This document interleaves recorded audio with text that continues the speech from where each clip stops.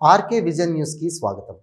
September 13వ తారీఖు విజయవాడలో తుమ్మలపల్లి కళాక్షేత్రంలో జరగబోవు ఏపీ జేఏసీ పెన్షనర్స్ ఉద్యోగ ఉపాధ్యాయ మహాసభలను జయప్రదం చేయాలని ఆగస్టు 30వ తారీఖున శనివారం కర్నూలులో జరిగినటువంటి సమావేశంలో AP JAC chairman Madasu Ranganayakulu, vice chairman Nallabothula Srinivasarao, cooperative sub register Devandla Balayya, retired teacher Venkateswara అమ్మగారు, డాక్టర్ సతీష్ కుమార్ గారు, అడ్వకేట్ గారు శంకర్ గారు, కంచర్ల కోటయ్య గారు పాల్గొని విజయవాడలో జరగబోవు మహాసభలను జయప్రదం చేయాలని కోరారు.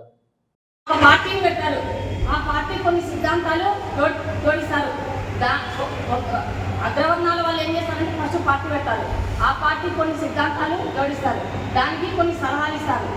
ఆ సలహాలు ఇచ్చి అది ఎక్కువ అగ్రవర్ణాలనే అంటే మనగా పాజిటివ్ ఉన్నాం. మనం కూడా ఆ వేళ పోదామని ఆ వేళ పోతే మనం పట్టని కాదు ఏం కాదు, ఎవరికి మనం వ్యతిరేకం కాదు ఎప్పటికైనా కానీ. అది అయిన తర్వాత వాళ్ళు సిద్ధాంతాలను జోడించి మళ్ళీ దాన్ని ఇచ్చేసి మళ్ళీ తీసుకుపోతారు. మనం ఏం చేయాలంటే ఇప్పుడు 10 మంది ఉన్నాము సార్, మన పని స్టార్ట్ చేసినాము, బాగానే ఉంది, ఇంకా కొంచెం బాగా చేసి నేననేది ఇంకా కొంచెం బాగా చేసి మన ఇక్కడ మంచి ప్రదేశాల్లో కూర్చొని మనము స్టేట్మెంట్స్ ఇస్తే స్టేట్మెంట్ ఇచ్చి చేసిన ఉద్యమం వాళ్ళకు వాళ్ళ ముందరికి వచ్చి డెవలప్ అయినారంటే నేను అనుకుంటున్నా. ఏదో ఒక ఉద్యమం వెనుకైతే పెద్ద ఉద్యమం వెనుకైతేనే దానికి ఫలితం లేదు. నేను ఎక్కడంటే మంచి ప్రజా సంపదని మనము ఆకట్టుకోవాలి. ఆ ప్రజా సంపదనే ఓట్ బ్యాంక్గా చేస్తారు. ఆ ఓట్ బ్యాంక్ మనకు ఏమిస్తుంది? రాజ్యాంగమైన పదవిస్తుంది.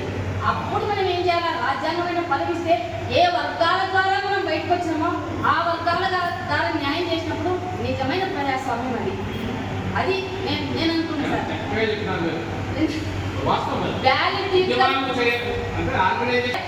ఎన్ని చూసి నిన్న సురవరం సార్ దగ్గర చనిపోతే అక్కడికి పోయినాం కదా. కొన్ని ఉద్యమాలలో నాయకులు ఏం చేసినామంటే మనకు ప్రేమ ఎక్కువ, చాలా ఇది నాతో మనం ఏం చేస్తాం, నువ్వు మంచి ర్యాంక్ పట్టుకొని రావాలా, నువ్వు మంచి దగ్గర రావాలా, నువ్వు ఈ ర్యాంకే రావాలా. కొన్ని వర్గాలు ఏం చేస్తాయి? పొలిటికల్ క్లాసులు చేస్తాయి. అవునా సార్? వాళ్ళు నువ్వు చదువుకోవాలన్నారు, ఇంకొక అన్నారు. ఎందుకంటే మన దాంట్లో తప్పలేదు సార్, నువ్వు అన్ని బాగైనావు బాగా చెప్పుకున్నావులే అంటారు. అంతే కదా, నీ పిల్లలంతా బాగైనా నువ్వు బాగా చెప్పుకున్నావులే అంటారు. అట్లా అనడం లేదు. మనం చెప్పేది ఏంటి? ఎవరితో మాట్లాడవు, నువ్వు స్టూడెంట్ యూనియన్ ఉండవు, ఇంకొక దాంట్లో ఉండవు, ప్రజల దగ్గర నువ్వు.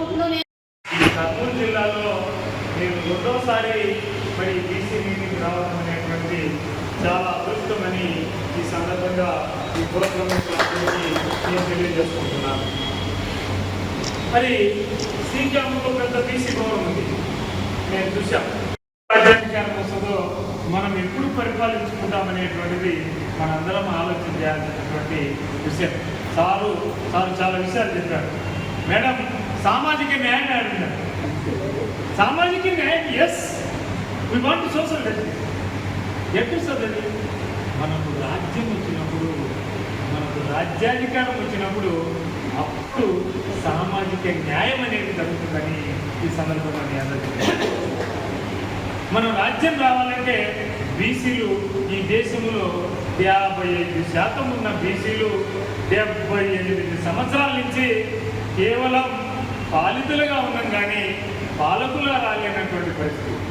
ఓట్లు మనై, సీట్లు వాళ్ళై.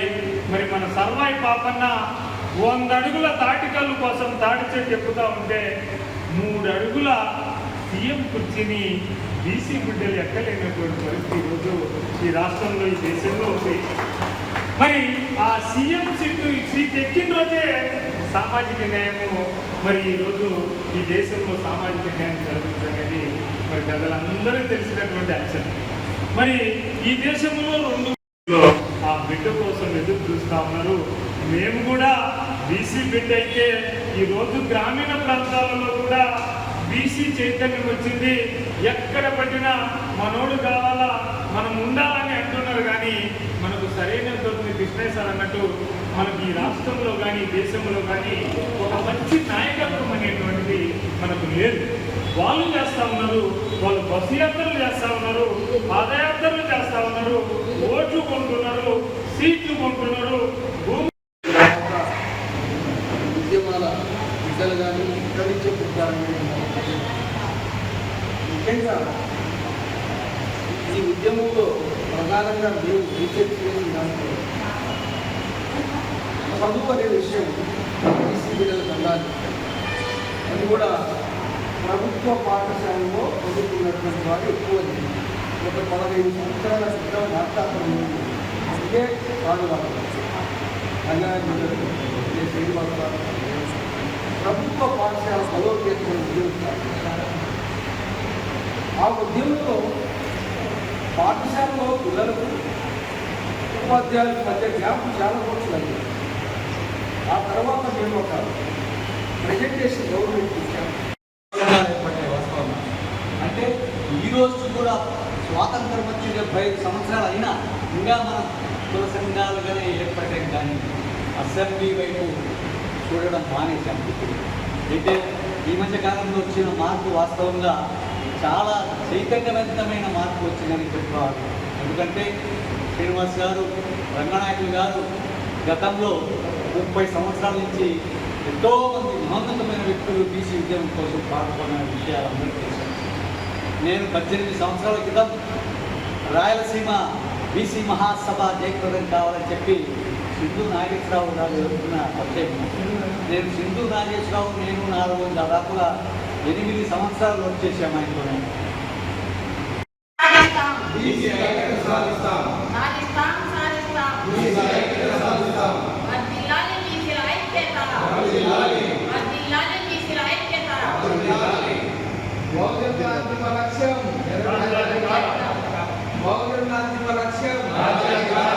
కావాలి రాజ్యాధికారం,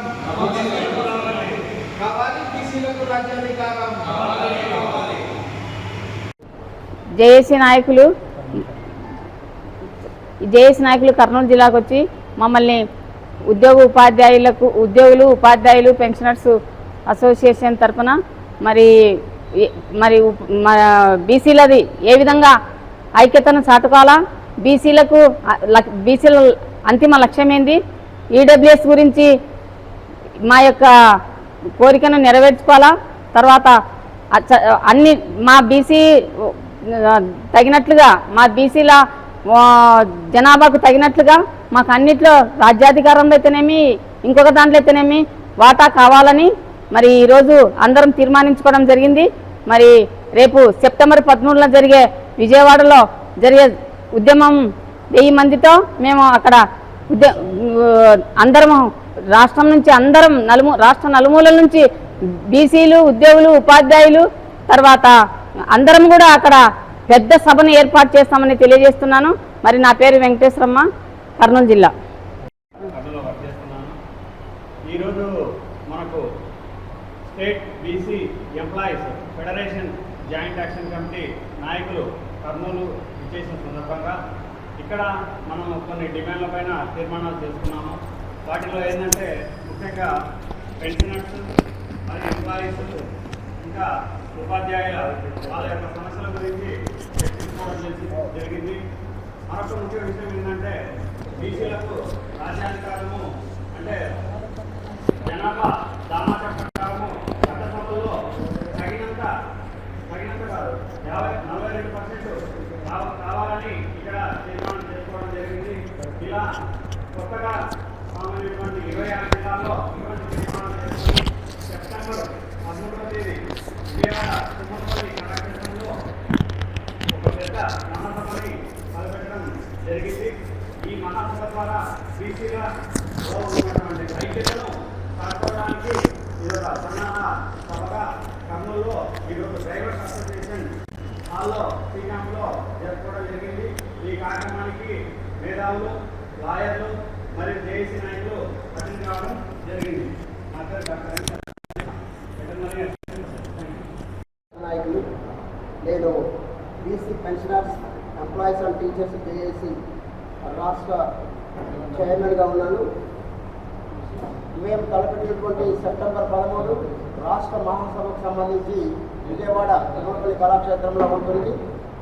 అది విజయవంతం కావడానికి అన్ని జిల్లాలు తిరుగుతూ అన్ని జిల్లాల నాయకులతో కోఆర్డినేషన్ చేస్తున్న క్రమంలో కర్నూలు జిల్లాకు రావడం జరిగింది.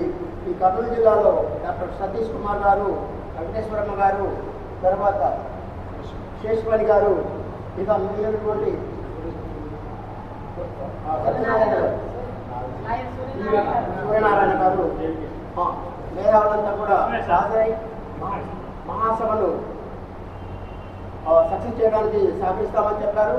ముఖ్యంగా రిటైర్డ్ ప్రిన్సిపాల్ జేవి కృష్ణయ్య గారు కూడా అద్భుతమైనటువంటి సమాచారాన్ని ఇవ్వడం జరిగింది.